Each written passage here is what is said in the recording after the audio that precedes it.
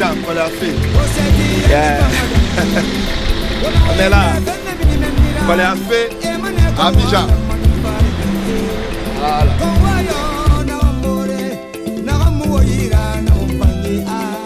Bonjour. Écoutez, j'ai passé mon enfance à Koléa parce que j'ai passé mon enfance entre le bloc des professeurs et Koléa. J'ai vécu en 2 temps à Koléa, déjà dans les années 80 quand on était tout petit, parce que je suis de 79, vous imaginez.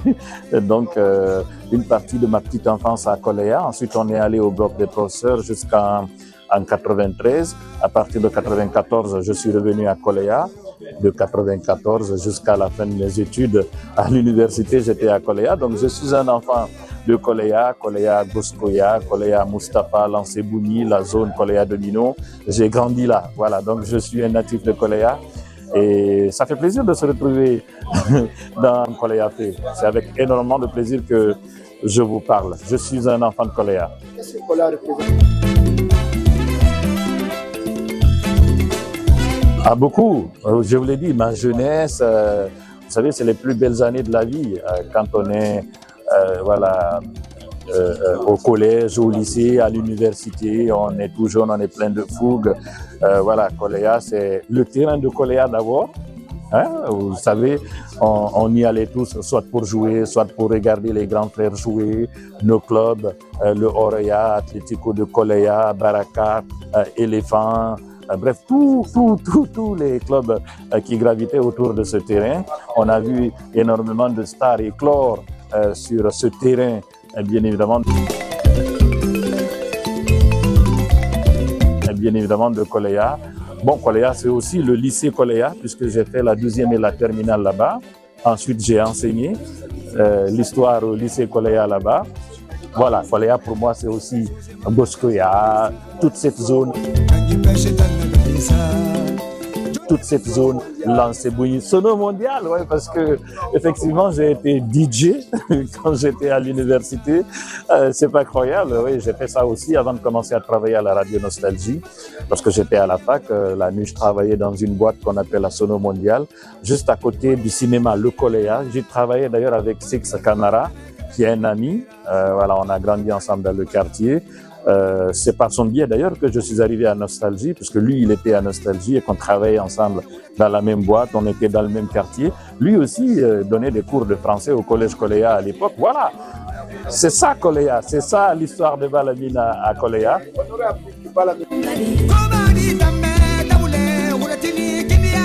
Ah non, ça par contre, c'est pas vrai. Oui, c'est vrai qu'à l'époque, il n'y avait pas une école de journalisme. J'ai commencé par les lettres modernes. Après le DOG, la 2e année, il y avait un concours d'orientation, parce que il y avait ceux qui font lettres modernes, sciences du langage ou philosophie. Après le DOG, vous faites un test d'orientation. Moi, j'ai été orienté en journalisme. C'est comme ça que je suis venu par le plus grand des hasards. Je n'ai pas choisi. On m'a orienté là. Et effectivement, je n'ai fait que 2 ans de journalisme. La licence à Symphonia, puisque Symphonia venait d'ouvrir. Donc on a quitté la faculté des lettres au bloc des professeurs. On est allé à Symphonia. Pour l'année inaugurale, on y a fait la 3e année. Juste après, Kuntia a ouvert. Et on est allé à Kuntia pour faire la 4e année. Donc j'ai eu la chance de faire 3 universités dans mon cycle. Donc la lettre moderne à Gamal, la licence à Symphonia et la maîtrise du côté de Kuntia à Lizig. Ah, il y en a tellement. Mais c'est là que tout a commencé. Parce que les gens ont découvert Balamine, le commentateur, le narrateur des matchs. Mais ça a commencé là, dans les tournois de Bundesh, dans le quartier, depuis tout jeune. Effectivement, j'étais passionné par ça, je le faisais. On appelait ça Antenne 2 avec les shérifs. Le grand chef de Lansebouni, qui appelait ça radio-télévision Lansebouni RTL, effectivement. Souvent, quand il y avait des tournois, on nous invitait pour venir commenter les matchs. C'est comme ça que ça a commencé, ça a pris. Bon, on a vu défiler quelques stars quand même, les Nabi Keita à l'époque, quand il jouait des tournois de Bundes. Nous, on était là derrière le micro pour commenter. Et effectivement, ça a commencé comme ça. C'est des années de passion parce que j'étais passionné également par la radio, j'aimais beaucoup écouter RFI, BBC Afrique, Africa numéro 1, le multiplex que dirigeait Jacques Vendroux dans les années 90. Je ne ratais pas le championnat de France.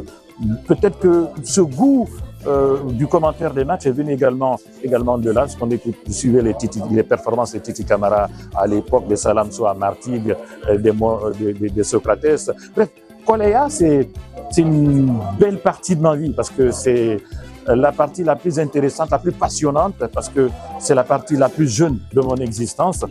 Voilà, Koleya, c'est dans mon cœur et ce sera toujours dans mon cœur. Merci de faire la promotion de Koleya. Je vous suis de temps à autre et merci donc de faire la promotion de notre quartier, de notre localité, des personnalités qui ont marqué l'histoire de Koleya. Et je vous embrasse. On est ensemble. Merci. Merci.